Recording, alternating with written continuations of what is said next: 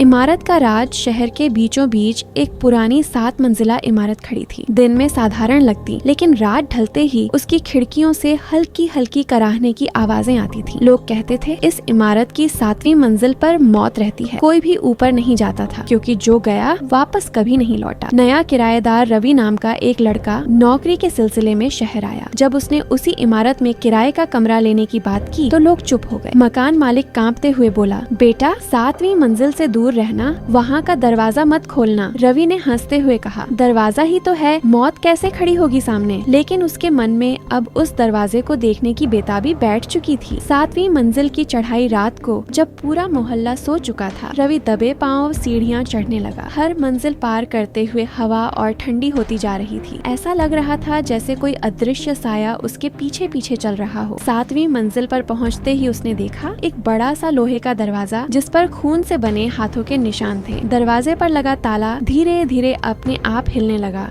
और सबसे डरावनी बात ये कि ताले में चाबी पहले से लगी थी। दरवाजा खुला। रवि ने कांपते हाथों से चाबी घुमाई। कर कर की आवाज के साथ दरवाजा धीरे धीरे खुला। अंदर बिल्कुल अंधेरा था। मोबाइल की टॉर्च जलाई तो देखा दीवारों पर काले धब्बे, मानो किसी ने दीवार पर खून छींटा हो। कमरे के बीचों बीच एक टूटी हुई लकड़ी की कुर्सी पड़ी थी और उसके पास रस्सी के टुकड़े। अचानक टॉर्च बंद हो गई। गहरा अंधेरा छा गया और उसी अंधेरे में किसी औरत की भयानक हंसी गूंज उठी। मौत का सामना। रवि डर के मारे जड़ हो गया। हंसी धीरे धीरे पास आती गई। अचानक उसके सामने एक औरत का काला साया खड़ा हो गया। उसकी आंखें जलते अंगारों जैसी लाल थीं। उसके बाल जमीन तक बिखरे हुए, चेहरे पर सड़ते मांस की गंध और गले में फांसी का रस्सा लटक रहा था। उस औरत ने गहरी आवाज में कहा, अब तू भी वही करेगा जो मैंने किया था।